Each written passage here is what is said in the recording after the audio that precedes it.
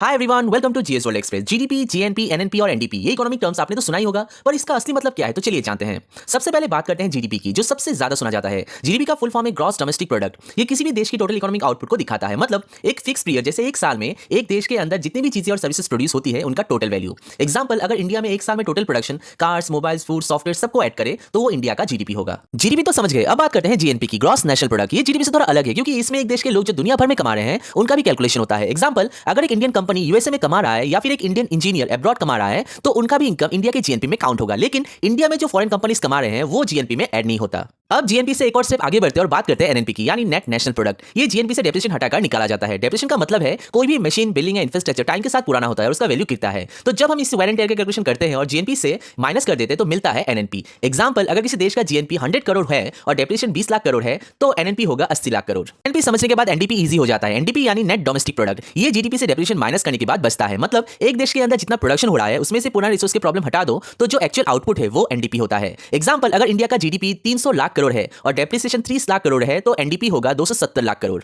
तो दोस्तों, ये थी simple explanation of GDP, GNP, NNP और एनडीपी। आई होप ये वीडियो आप लोगों को इन्फॉर्मेटिव लगा होगा। If you like this video, do subscribe my channel.